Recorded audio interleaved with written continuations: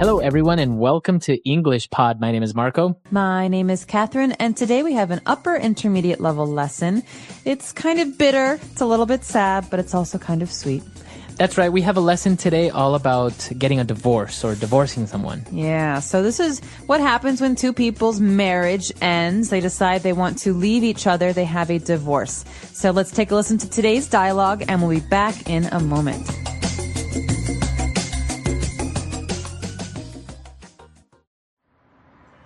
Joanne, let's not make this divorce any more acrimonious than it already is, okay? Let's just get down to business and start dividing this stuff up fairly so we can go our separate ways, all right? Fine with me. I just want to get this over with. It's important we make a clean break. I should have signed a prenup. What was that? Nothing? Anyway, you're right. There's no reason this has to be nasty. My lawyer tells me that you've accepted our alimony proposal and the division of property, as well as the custody agreement. I keep the cat and you get the dog. So that's done. Finally. Well, let's not go there, Joanne. Okay, so let's start with the record collection. I'll take the albums I contributed, and you can have your cheesy disco albums back. Fine, but I'm keeping the antique gramophone as my grandfather gave it to me.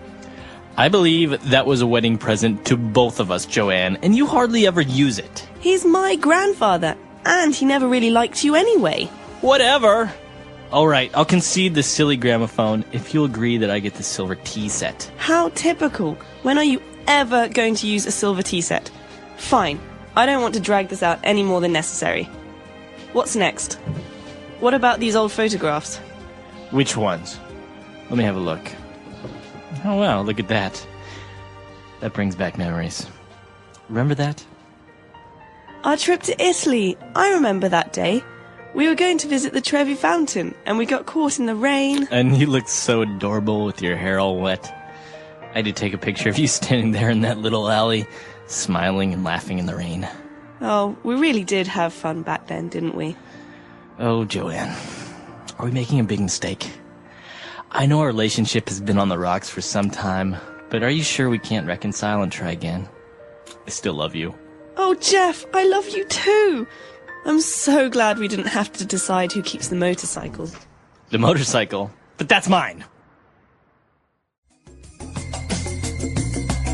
All right, we're back. So now why don't we take a look at 6 key words on language takeaway. Language takeaway.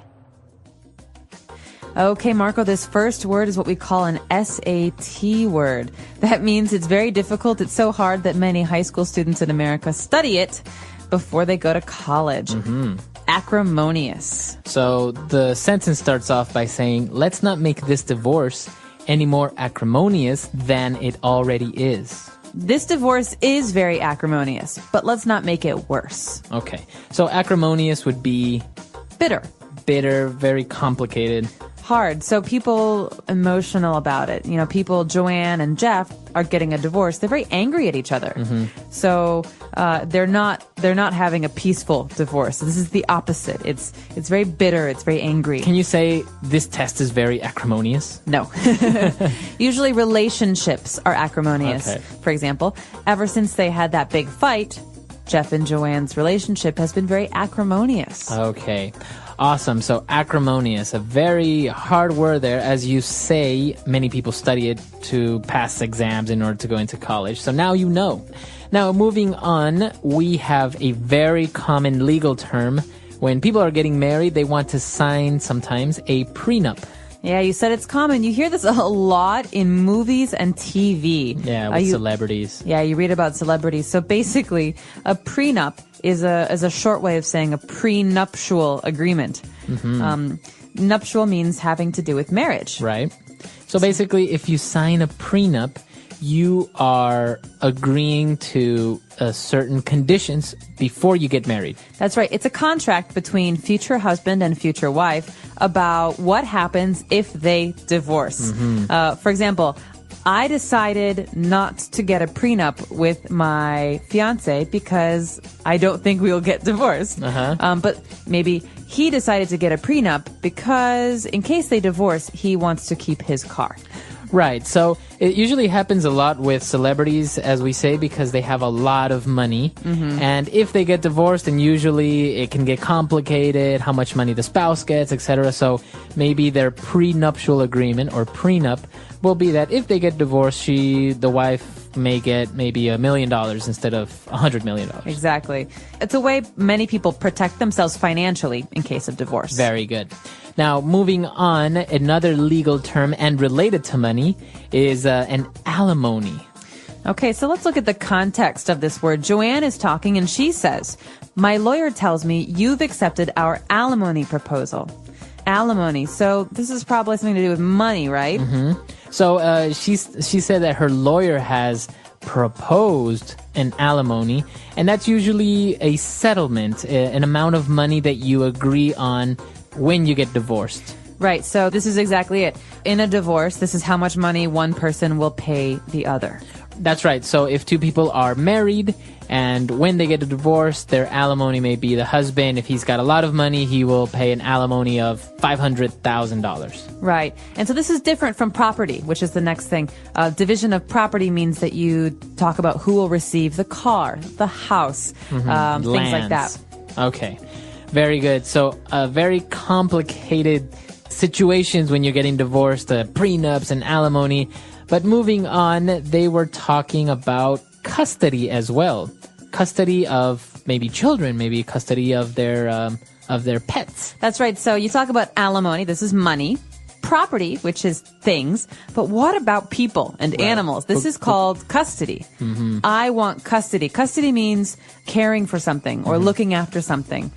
You could say the child is in the grandmother's custody. Okay, so in the care of the grandmother. That's right. So usually as well, when people get divorced, somebody gets custody of the children. Right. So he wants custody, but he doesn't have a job, so she will receive custody. You could say that. In this case, though, we're talking about custody of pets, animals. Right. In this case, it's animals, but it's actually true, right? People, when they get divorced, they may ask the court for custody of their pets. That's right. And sometimes custody is what makes a divorce extremely acrimonious. Yes. Who gets to keep the children? Who gets to keep the pets? Now, moving on and a little bit away from legal terms, they were dividing up their property and saying, well, I get to keep this, you get to keep that. And Joanne said, I'm keeping the antique gramophone as my grandfather gave it to me.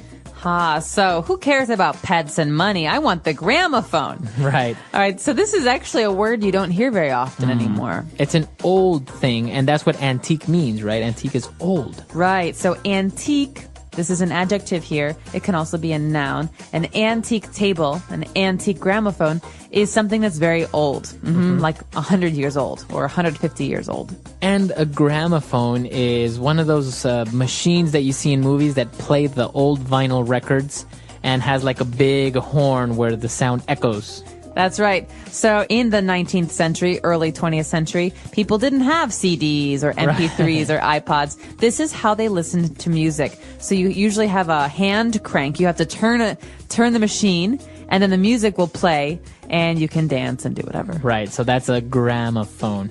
Now moving on to our last word, Jeff said, you know what? Okay, fine. Keep the gramophone. All right. I'll concede the silly gramophone. So to concede. To concede means to give up an argument.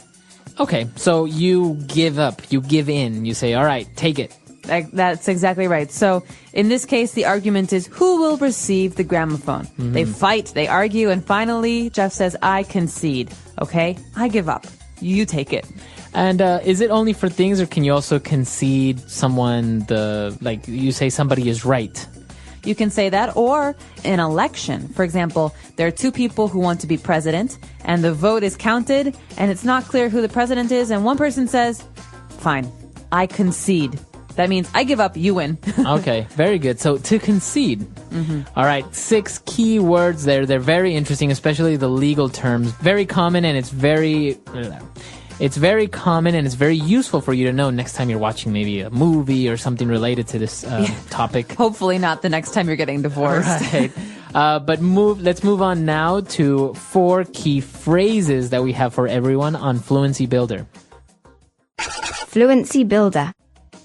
Marco, let's get this over with. I'm tired. I want to go home. Let's get it over with. Come on, let's just do it and get it over with. All right, so this is our first phrase in Fluency Builder, to get this over with, or to get it over with. Okay, so let's take that as a phrase, and to get something over with means let's just finish it quickly. Let's stop delaying. That's right. This is a way to ask to finish something quickly or to stop something. So, for example, I have to go to the dentist later. Maybe I really don't want to go. I'll say to myself, let me just get this over with, and once it's done, I don't have to worry about it. Or maybe you have homework to do, and instead of doing it later, you're just like, okay, I'm going to do it now and just get it over with. All right, to get over with, to get something over with. Okay. And when they were talking about breaking up or separating, Joanne mentioned it's important we make a clean break. What does she mean by making a clean break? All right, we hear this phrase all the time. It's a very important phrase. In relationships, it means when two people leave each other, you don't then call them or see each other or hang out. It means a clean break. You stop altogether. Okay. You stop something completely. So you don't talk anymore, you don't see each other anymore, you completely just stop contact with each other. Exactly. You can also say this about breaking something. You could say it was a clean break. When I broke my arm, it was a clean break. There were no little pieces of bone or any problems like that. It was a clean break. That means completely broke. Okay, so when we talk about clean break in a relationship, it means we completely break up, we stop talking to each other, and it's over with. It's in the past. Exactly. All right. So moving on, they were talking and completely, arguing about, I get the gramophone, I get the tea set. And Joanne said, okay, fine. I don't want to drag this out any longer than necessary. So you can hear her. I don't want to drag this out any longer than necessary. So to drag something out means to extend, to make something longer, to make something take more time than it should. Okay. So for example, if someone's giving a speech, they may be dragging it out, right? And you're, so if someone's giving a very long speech, you're like, oh my God, he's dragging the speech out so long. Yeah, when will he ever stop? Right. Or you could say in an argument, I'm tired of arguing. Let's not drag this out anymore. Let's just stop. Okay. So to drag something out is usually time related, to make things longer than necessary. Exactly. All right. And for our last phrase, when Jeff was talking about the relationship, he says, I know a relationship has been on the rocks for some time. Okay, so the relationship was on the rocks. Okay, so this is an interesting phrase. Think about rocks. You see rocks on the ground in the ocean. Something that's on the rocks, in this case, means something that is not going well. Something that has problems. Yes, it's not smooth. So when Jeff says our relationship has been on the rocks, he's saying we fight a lot. We have problems. It's not working. So if I say my company has been on the rocks recently, it means it's not doing very well. Business is not going well. Okay. So you can use this for different things. Now, obviously, you may have heard it before for drinks. You say scotch on the rocks. Right. That's different. Be careful. In that sentence, Marco's talking about ice. Right? Yeah. So that's different if you ask for a drink on the rocks.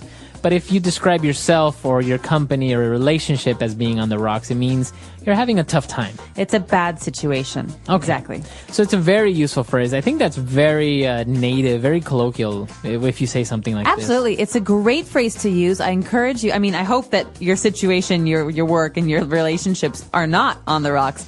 But I do hope that when you're practicing speaking, you use this phrase a lot because it's really, really colloquial, like you say, Marco. Yeah, it's really good. So I think we've taken a look at a lot of phrases, a lot of vocab. Why don't we go back, listen to the dialogue for one last time.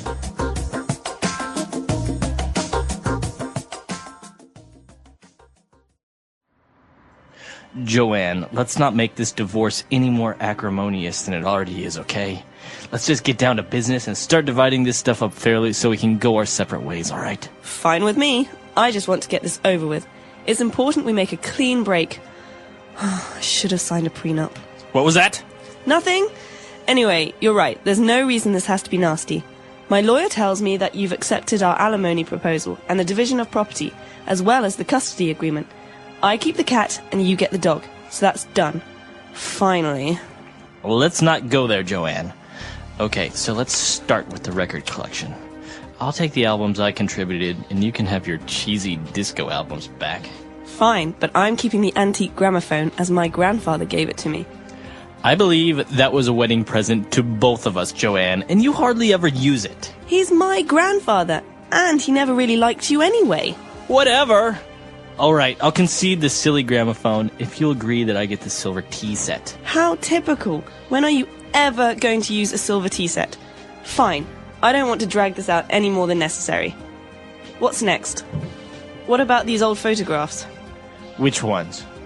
Let me have a look. Oh, wow, look at that. That brings back memories. Remember that?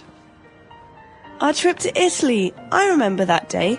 We were going to visit the Trevi Fountain, and we got caught in the rain. And you looked so adorable with your hair all wet. I had to take a picture of you standing there in that little alley, smiling and laughing in the rain. Oh, we really did have fun back then, didn't we? Oh, Joanne, are we making a big mistake? I know our relationship has been on the rocks for some time, but are you sure we can't reconcile and try again? I still love you. Oh, Jeff, I love you too. I'm so glad we didn't have to decide who keeps the motorcycle. The motorcycle? But that's mine!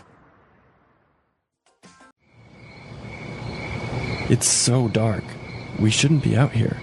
I've got a bad feeling about this. Example 3. I've got a bad feeling about this trip. I feel like something's going to happen. Maybe we shouldn't go. Okay, so basically you think something bad is going to happen. Yeah, you have a sort of uncomfortable feeling. Okay, that makes sense. I have a bad feeling about something. Exactly. Okay, let's look at our second word now. Kicked me out. Kicked me out. Kicked me out. Kicked me out.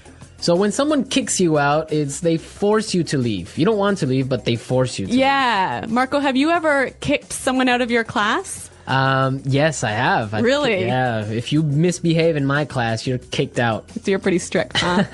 Well, sometimes I am. Okay. Okay. Also, maybe you've kicked your husband out of bed. I might have done that once or twice before. We'll have to ask him. I'm sure he has. All right. So that's what it means. You force someone to leave the house, leave the class, leave the bed. So kicked out of class, kicked out of the house, kicked out of bed. Exactly. Great. Let's look at our third word now. Creeped me out. Creeped me out. Creeped me out. Creeped me out. Now, this is a really common phrase. I like this phrase a lot, and we've got some examples for you to listen to help you understand this word a little bit better. Example 1.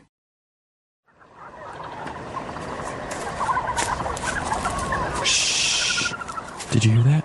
Oh, I think I saw something. Stop it. You're really creeping me out.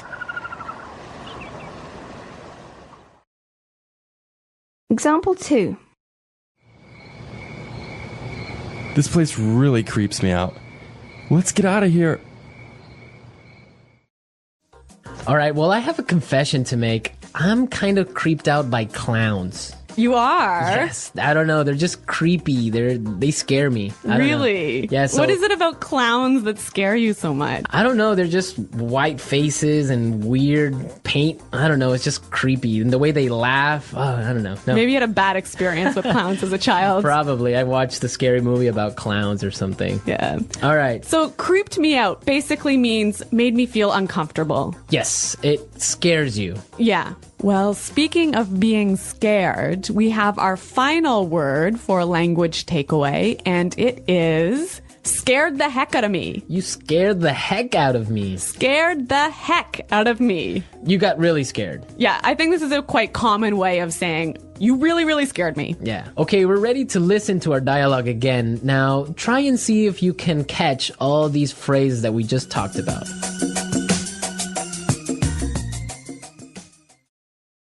Oh, I don't know if you've heard, but someone moved into that old house down the road. Yeah, I know. I met the owner of the house yesterday as he was moving in. His name is Armand. Really? What's he like? You have to fill me in. Actually, he's a bit strange. I don't know. I've just got a bad feeling about him. Really? Why?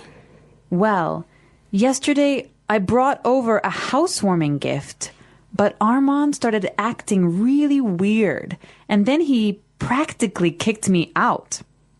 I tried to sort of peek into his house, but everything was so dark inside that I couldn't really get a good look. The whole thing really creeped me out. Well, you'll never guess what I saw this morning. A delivery truck pulled into his driveway and it dropped off a long rectangular box. It almost looked like a coffin. You see? Why would he... Hello, ladies. Ah, Armand, you scared the heck out of me. This is my friend, Doris. A pleasure to meet you. If you are not doing anything tonight, I would like to have you both for dinner. I would like to have you both over for dinner.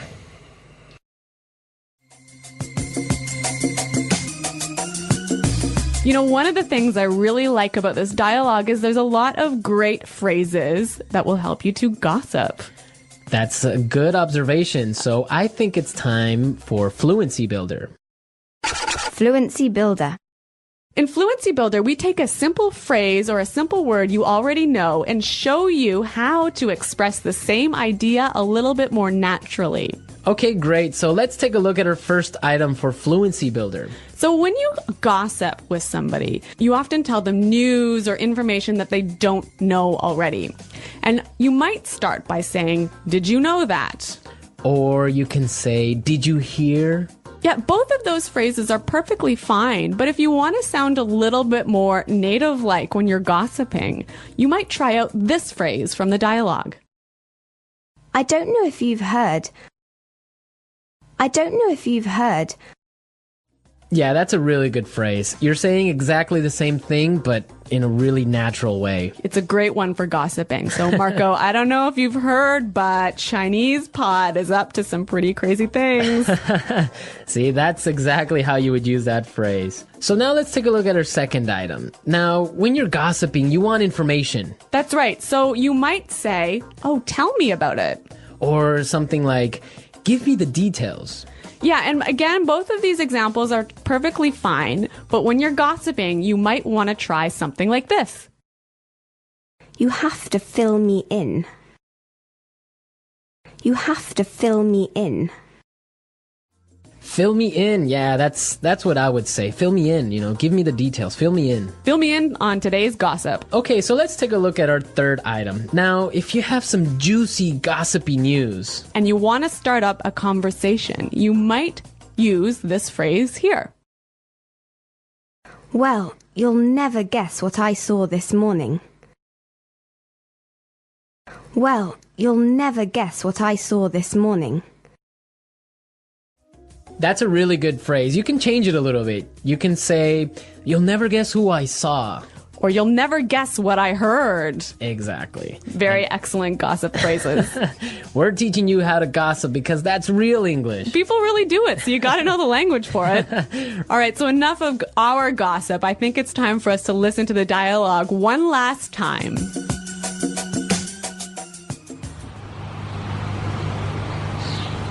Oh, I don't know if you've heard, but someone moved into that old house down the road. Yeah, I know. I met the owner of the house yesterday as he was moving in. His name is Armand. Really? What's he like? You have to fill me in. Actually, he's a bit strange. I don't know. I've just got a bad feeling about him. Really? Why? Well, yesterday I brought over a housewarming gift, but Armand started acting really weird, and then he practically kicked me out.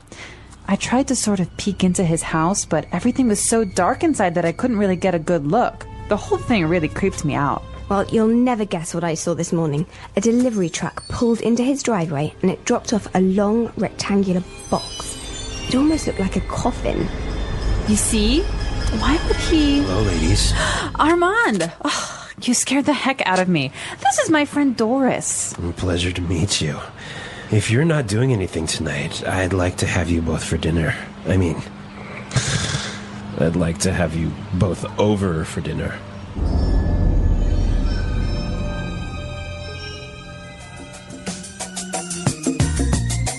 Okay, Marco, I have a true story for you. Is it kind of like a creepy story? It is a creepy story indeed. Is it a true story? No, it's really true. So Okay. when I was young, I used to live in the country. And, you know, in the country, all of the neighbors know each other. It's a small community, so everyone knows what's happening all the time. Okay. And there was some gossip going on in our community about a guy who lived at the end of the road. And he was the owner of a car wrecking yard. So a place where you take old broken down cars and take the parts apart to sell. Right. And anyway, A scrapyard. yeah, a scrapyard. All right. Okay, so, you know, he had a wife and a couple of kids, and suddenly his wife disappeared. Wow. Yeah. And no one knew what happened or anything. And so several years pass, and suddenly the police start coming in and start investigating this guy and start digging up all of the land around his property. And I guess, I don't know what they're doing, but I think they were looking for the wife's body. Wow. And did they find it? I don't know, I moved away. Ah, such a great story, but we don't know how it ends. Yeah, well, Well, we can leave it up to the imagination of our listeners. exactly. Maybe they were looking for an old car. An old car buried in the ground. I don't think so. All right, that's a true story. Real English, real stories. You There heard go. it first here on English Pod. All right.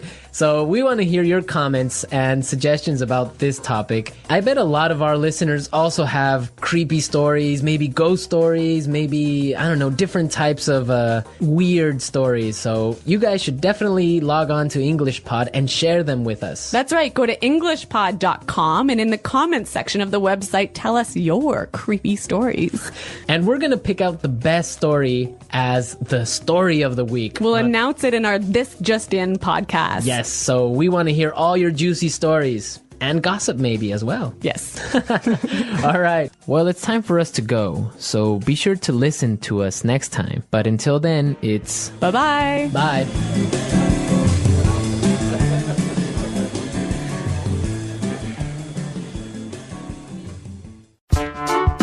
The English Pod Audio Review. Listen to the meaning, then say the vocabulary word. Phrase used to introduce a piece of information. I don't know if you heard. Tell me about it. Fill me in. A sense or feeling that something bad is going to happen. A bad feeling. Strange, unusual. Weird. Make or force someone to leave when they don't want to. Kick out. Make me feel uncomfortable and a bit scared. Creep me out. Phrase used to introduce a piece of news. You'll never guess. Cause someone to feel a lot of fear. Scare the heck out of me. Strange or unusual. Bizarre. Strange or scary, causing people to feel nervous and afraid. Creepy. A dead person who drinks the blood of living people. Vampire. Phrase used to introduce a piece of gossip. Have you heard? Phrase used to introduce an interesting or surprising piece of information. Guess what? Let's try that faster. A dead person who drinks the blood of living people. Vampire. Phrase used to introduce a piece of news. You'll never guess. Tell me about it. Fill me in. Phrase used to introduce a piece of gossip. Have you heard? Strange or scary, causing people to feel nervous and afraid. Creepy. Phrase used to introduce an interesting or surprising piece of information. Guess what? Strange, unusual. Weird. Make me feel uncomfortable and a bit scared. Creep me out.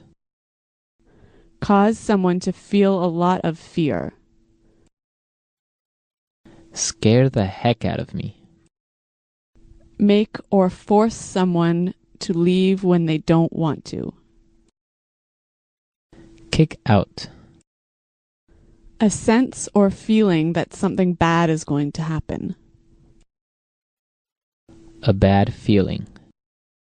Strange or unusual. Bizarre. Phrase used to introduce a piece of information. I don't know if you heard. Now say the word and hear it in a sentence. Weird.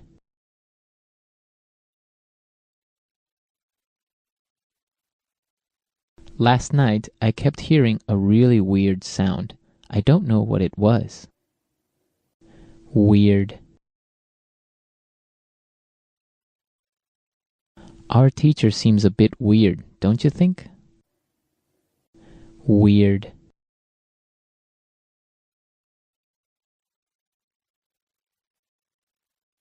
The weirdest thing happened to me yesterday. A pack of monkeys stole my car keys. A bad feeling.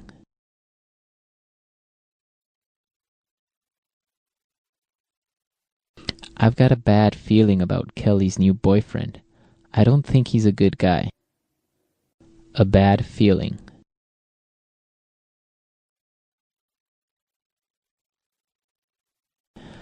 I have a bad feeling about this sales strategy. I think it's going to fail. A bad feeling.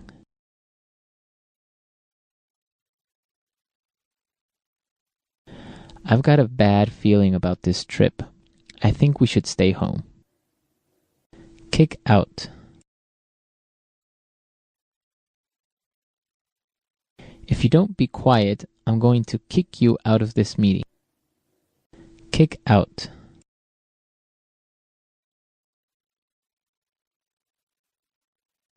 We got kicked out of the restaurant at midnight because they were closing. Kick out.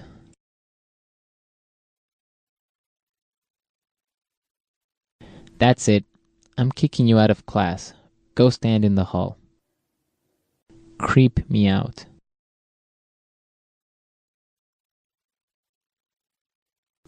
This old house is so scary. It's really creeping me out. Creep me out.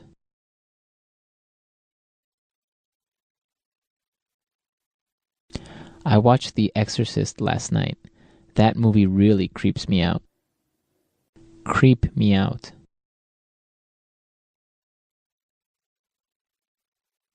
The last time I walked home alone at night, I really got creeped out.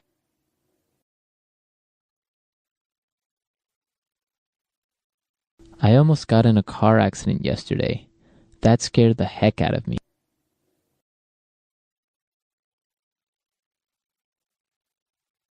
Don't wear that vampire mask.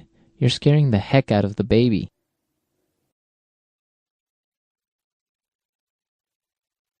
I'm terrified of clowns. They scare the heck out of me.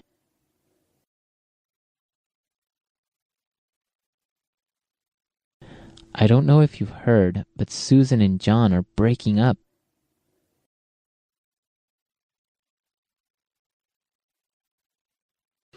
I don't know if you've heard, but the new marketing manager is single.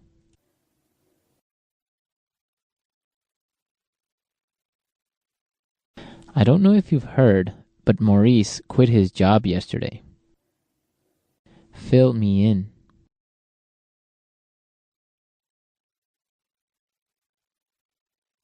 I can't go to today's meeting, but can you fill me in on the important details? Fill me in. How was your date? You have to fill me in. Fill me in.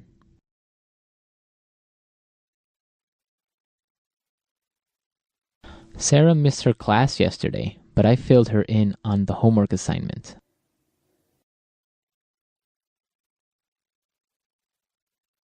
You'll never guess what I heard. Peter and Anna are getting married.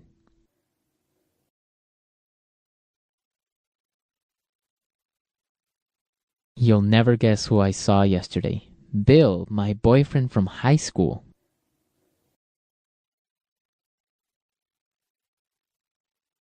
You'll never guess what Sandra told me. She's moving to Alaska.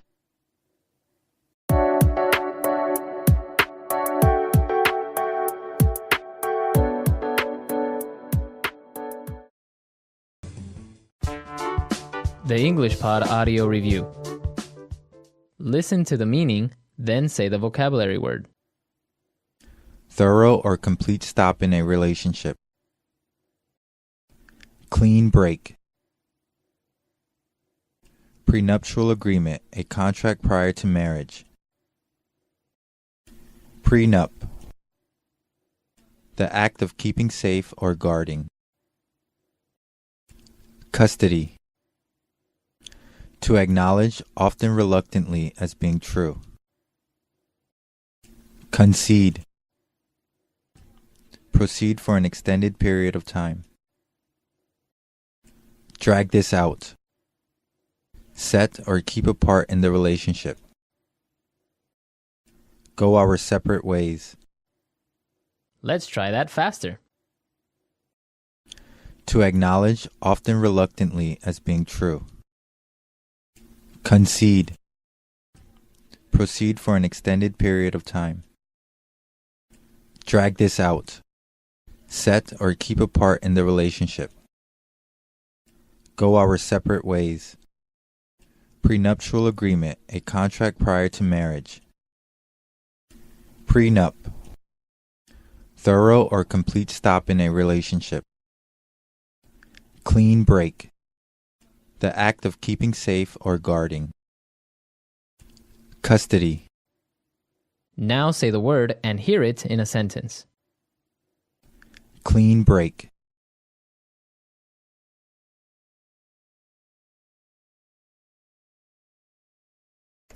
I don't care if he wants to keep the house and the car. I just want a divorce and a clean break so I never have to see him again. Clean break.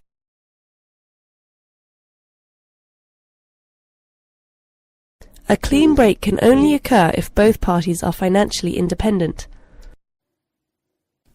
Clean break.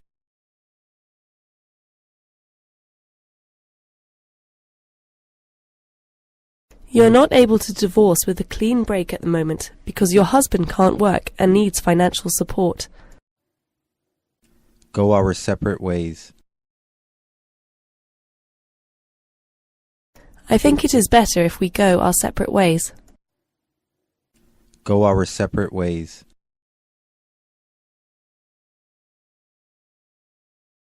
They decided to end the relationship and go their separate ways. Go our separate ways. I proposed we go our separate ways, but she didn't want to. Custody. I am fighting for custody of my dog. Custody. The court gave custody of the children to the father. Custody.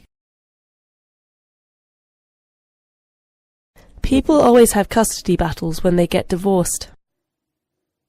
Concede. After 3 hours of fighting, she conceded to him the computer. Concede. I find it hard to concede when people are right. Concede. He conceded me the right to use the car every day. Drag this out. I hate it when people drag out a conversation for hours. Drag this out. I don't want to drag out this argument any longer.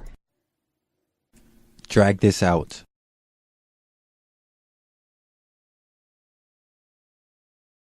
The weatherman said that this bad weather will drag out for another 3 days.